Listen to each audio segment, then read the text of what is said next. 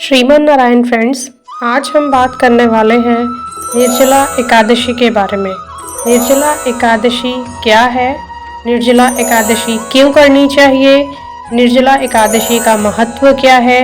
निर्जला एकादशी किस दिन है?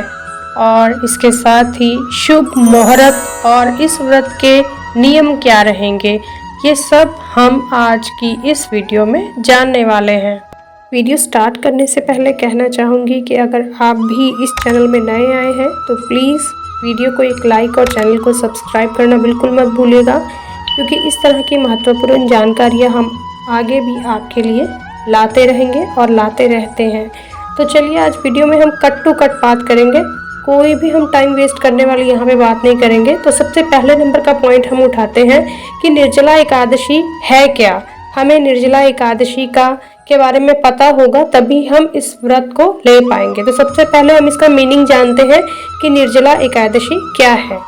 दोस्तों, निर्जला एकादशी को भीम एकादशी या भीमसेनी एकादशी भी कहते हैं। मान्यता है कि ज्येष्ठ महीने के शुक्ल पक्ष में पड़ने वाली निर्जला एकादशी का व्रत करने से सभी 24 एकादशी व्रत का पुण्य फल के समान ही पुण्य प्राप्त होता है। अगर आप सभी एकादशी का व्रत रखने में सक्षम नहीं हैं तो केवल निर्जला एकादशी का व्रत भी रख सकते हैं। जैसे कि हमें पता है कि हर महीने 2 एकादशी आती हैं, तो वही यहाँ पे बोला है कि एक महीने में अगर 2 एकादशी आई तो 12 महीने में हुई 24 एकादशी।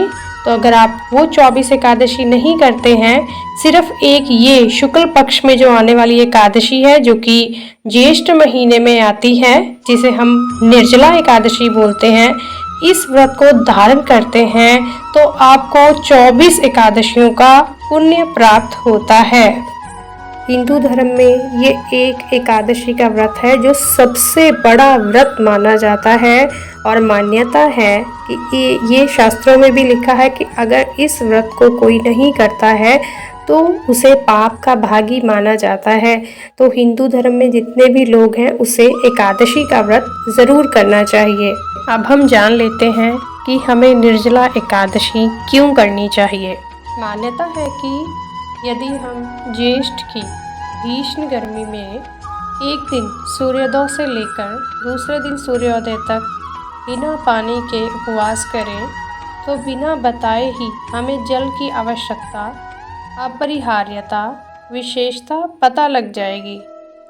जीवन बिना भोजन वस्त्र के कई दिन संभाला जा सकता है, परंतु जल और वायु के बगैर नहीं।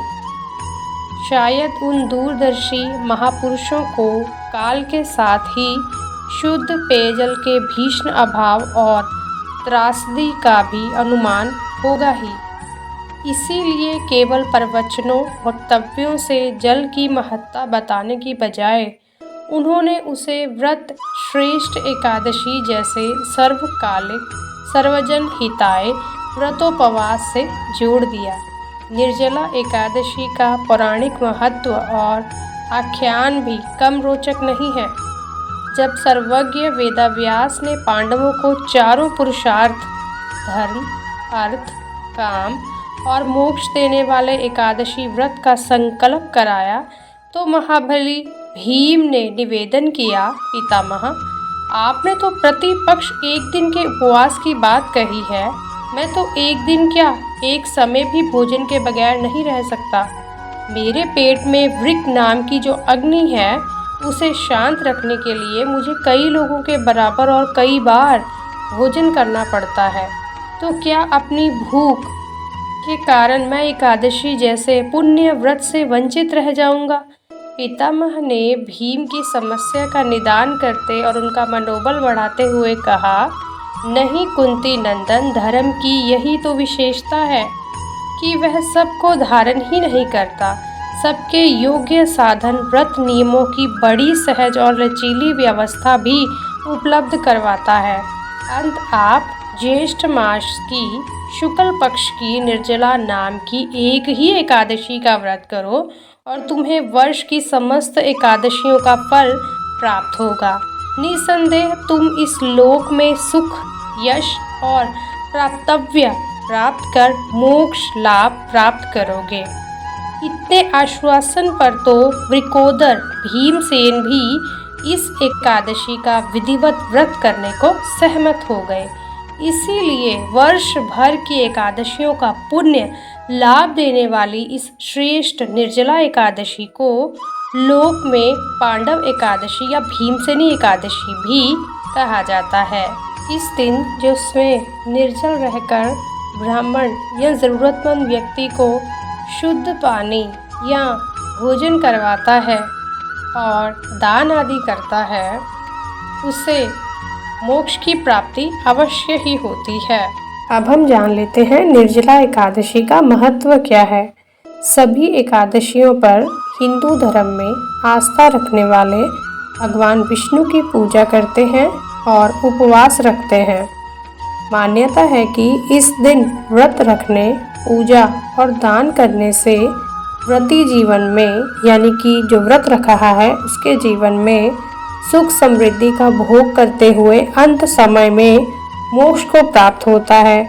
लेकिन इन सभी एकादशियों में से एक ऐसी एकादशी भी है जिसमें व्रत रखकर साल भर की एकादशियों जितना पुण्य कमाया जा सकता है। यह है ज्येष्ठ मास के शुक्ल पक्ष की एकादशी। इसे निर्जला एकादशी कहा जाता है। अब हम जान लेते हैं किस दिन की रहने वाली है निर्जला एकादशी और शुभ मुहूर्त क्या रहने वाला है। निर्जला एकादशी व्रत शुभ मुहूर्त। हिंदू पंचांग के अनुसार इस बार ज्येष्ठ माह के शुक्ल पक्ष की एकादशी तिथि मंगलवार 30 मई दोपहर 1:07 से शुरू हो रही है। एकादशी तिथि शुक्ल पक्ष की 30 मई दोपहर 1:07 से शुरू हो रही है। ये तिथि अगले दिन 31 मई दिन बुधवार को दोपहर 1:45 पर समाप्त होगी।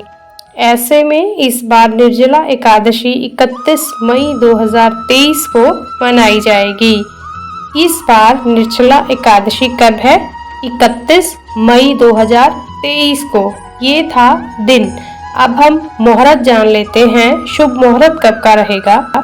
निर्जला एकादशी यानी कि 31 मई के दिन, क्योंकि व्रत की शुरुआत 31 मई को होगी, तो जो मुहूर्त है वो 31 मई के दिन सुबह 5:24 से सुबह 6 बजे तक स्वार्थ सिद्धि योग रहेगा। ऐसे में निर्जला एकादशी के दिन पूजा पाठ के नियम के लिए शुभ मुहूर्त सुबह 5 बजे से 6 बजे तक का रहने वाला है। अब हम जान लेते हैं कि व्रत का पारण कब होगा या व्रत कब खोल सकते हैं हम। निर्जला एकादशी व्रत पारण। वहीं निर्जला एकादशी व्रत के पारण का मुहूर्त क्या है? गुरुवार वीरवार को 1 जून को सुबह 5:24 से 8:10 तक रहने वाला है। इस मुहूर्त में कभी भी आप व्रत का पारण कर सकते हैं। मेरे ख्याल से आपको समझ में आ गया होगा कि 31 मई बुधवार को व्रत की शुरुआत की जाएगी। सुबह 5 से 6 बजे तक का मुहूर्त है व्रत की शुरुआत करने का, और इसके बाद इसका पारण कब करना है? अगले दिन 5:24 से लेके 8:10 तक सुबह के 5:24 से 8:10 तक आप जो है अपना व्रत खोल सकते हैं।